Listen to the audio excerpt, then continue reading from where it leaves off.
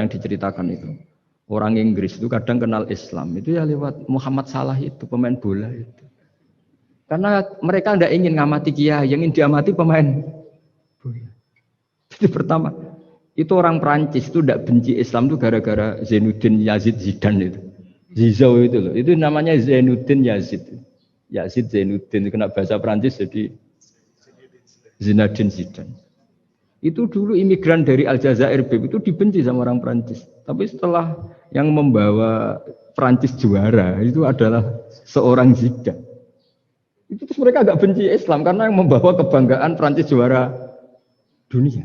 Apalagi kalau nggak salah pas itu ada 3 pemain Muslim Prancis. Orang ngira orang Prancis tidak benci Islam kan nunggu toleransi beragama lewat buku-buku toleran. Ternyata enggak karena pemain bola aja Pak. Kalau mau mengendaki sampai jurnal-jurnal di Prancis setelah juara dunia siapa bisa membenci orang Aljazair? Mereka harga kita, mereka martabat kita. Padahal dulu pandang sebelah. Dulu itu orang di Inggris, pemain Inggris itu kalau mau sholat susah, mau puasa susah. Terus mereka ingin minta hak puasa kalau musim puasa. Tapi menjadi mudah di luar dugaan. Manchester City dibeli Sulaiman Al-Fahim. Ya sudah mau apa coba manajernya yang punya Muslim. Nah, larang sholat tak pecat kan? Ya akhirnya ya malah ada masjid. Pelatihnya kalau ada yang puasa gitu, monggo dari akan mau apa coba. Usaha izin bertanya, bagaimana cara paling efektif membendung pemikiran-pemikiran neo-khawarij di lingkungan kampus? Matur suwun, wassalamualaikum warahmatullahi wabarakatuh.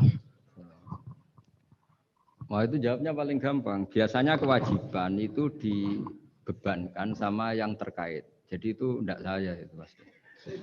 Saya kan kiai pesantren, kamu kan orang kampus, berarti kewajibannya di Anda bukan di saya. Di mana-mana kewajiban itu dibebankan sama, ya, sudah itu jawabannya gitu. Jadi kalau istri kamu yang rewel, jangan tanya saya, istri saya rewel gitu. Kewajibannya ya kamu cari solusi gitu. Kalau Anda punya Pak Komisaris kurang mikirkan jenengan, ya jangan tanya saya, jangan tanya ini. Begini ya, sebetulnya kita juga kadang salah mengkategorikan. Ada neo-khawarij, ada Islam ekstremis, ada moderat. Itu omongannya peneliti ya. Itu kan peneliti itu harus mengkategorikan, terus sampling ilmiah harus diputuskan ini kategori apa, solusinya apa. Tapi itu analisis. Sebetulnya masalah itu tidak sesulit itu ya. Kalau Allah menghendaki gampang saja. Misalnya Anda berpikir neo-khawarij, kemudian anak Anda sakit, yang ditakdir nyuwun sewu harus hutang tetangga, kebetulan yang ngutangin itu orang Islam moderat. Ini yang sering lupa, para analis itu, saya ulang lagi, para analis itu, mbok ya ngregani pangeran, saya itu sering ketemu para analis. Sering saya ingatkan, mbok ya kamu itu ngregani Allah. Allah itu punya hak untuk kreasi, punya hak untuk ngatur, punya hak untuk menentukan. Kita misalnya begini, kadang berpikir, orang neo-khawarij tadi itu bisa enggak ekstrim kalau bacanya buku ini atau ngikuti pikirannya tokoh ini, itu kita. Tapi kalau Allah itu enggak. Saya beberapa kali ada kejadian orang begitu benci misalnya sama Muhammadiyah atau benci sama NU atau benci apa. Itu marine mergo anaknya pacaran terus nikah. Mulane corong Jawa gedeng tapi nyanding. Itu dulu banyak kiai yang benci Muhammadiyah. Barang anaknya besanan ya baik-baik saja. Karena nanti cucunya jadi Muhammad NU. Itu buahnya ada 1-2 itu. Sama nanti orang yang kuras gitu ternyata pas butuh bantuan yang nolong itu Islam moderat. Akhirnya kan karena Al-Insan Abdul Ihsan itu ya respect. Jadi, nah tapi kita sebagai analis ngiranya kalau pikiran itu dilawan pikiran, tidak mesti juga. Jadi manusia itu segampang itu. Dulu yang namanya Abi Sufyan itu bencinya sama Nabi, Masya Allah juga sebaliknya. Tapi ketika Ummi Habibah jadi istrinya Nabi, itu kebencian yang penggemar Abi Sufyan dan Nabi cair. Begitu juga Juwairiyah. Makanya ketika ada konflik besar antara kelompok-kelompok itu, karena mereka sebagian sudah jadi istrinya Nabi itu, mereka bilang Asharu Rasulullah SAW. Jadi konflik yang se-ekstrem itu selesainya pakai besanan. Asyhar itu besanan. Mau tukaran gimana? Mau benci Muhammadiyah gimana? Cucunya sekarang sudah Muhammad NU. Yang NU juga cucunya sekarang. Ya sudah. Akhirnya ya baik-baik saja. Jadi tidak udah ada solusinya. Kalau Allah sudah menghendaki nanti gampang saja. Sama jangan tanya. Lah kapan itu Gus? Yang saya ada Tuhan kamu tanya ya, tanya sama Allah. Jawabannya wallahu a'lam. Tapi saya mohon para analis ya, jangan corong Jawa ojo ngilani pangeran. Tuhan itu diberi hak untuk menyelesaikan karena banyak yang di luar dugaan. Wahsy itu menjadi mukmin justru setelah membunuh Hamzah. Khalid bin Walid menjadi mukmin justru setelah menang di perang Uhud. Tapi kalau Allah menghendaki segampang itu. Yaitu ketika Khalid bin Walid menang di perang Uhud karena sahabat melanggar perintah Nabi harus tetap di atas gunung sementara mereka melanggar turun ke gunung. Itu Khalid bin Walid itu, wah Muhammad itu luar biasa. Anak buahnya melanggar saja dikasih sanksi, apalagi kita. Ini berarti orang yang sangat diperhatikan oleh Tuhannya. Terus dia cara berpikir begitu. Akhirnya masuk Islam. Banyak orang masuk Islam itu malah pas menyembah Tuhannya, Tuhan berhala. Itu ada orang Arab, zaman Arab dulu. Pas mau nyembah berhalanya, pas ada luwak kencing di kepala berhala itu. Terus dia, aduh punya Tuhan kok gak keren, gimana? Terus masuk Islam. Jadi dia dapat hidayat pas keliru. Kalau dalam cerita kewalian ya Sunan Kalijogo itu, dia jadi muridnya Sunan Bonang. Kenalan pertama karena begal Sunan Bonang. Pas begal malah jadi murid. Jadi kalau Allah itu punya sekian cara. Kadang kiai itu gak bisa mengislamkan orang, tapi banyak mahasiswa punya pacar non muslim itu yang Islamkan pacarnya. Ribet kan kalau sudah mau apa coba itu memang. Ya sudah Allah itu diberi hak untuk tetap Allah sebagai Tuhan itu tidak usah. Mbah Mun itu diantara yang sering dikatakan beliau itu dulu saya juga agak protes dengan tanda kutip, tapi beliau ngendikan ya saya sami'na wa ata'na. Kata beliau gini, hak sok itu sing gawa agama nang Indonesia itu pegawai negeri. Yang bawa agama kemana-mana itu pegawai negeri. Saya sempat protes. Lah santri bah, mau santri karuan mau santri. Tapi setelah saya jadi kiai, ya bebas. Setelah saya jadi kiai ini kan sudah jadi kiai betul, sudah jadi kiai betul. Tanpa SK kan tadi kiai. Kalau komisaris pakai SK, kalau kiai itu nggak usah SK.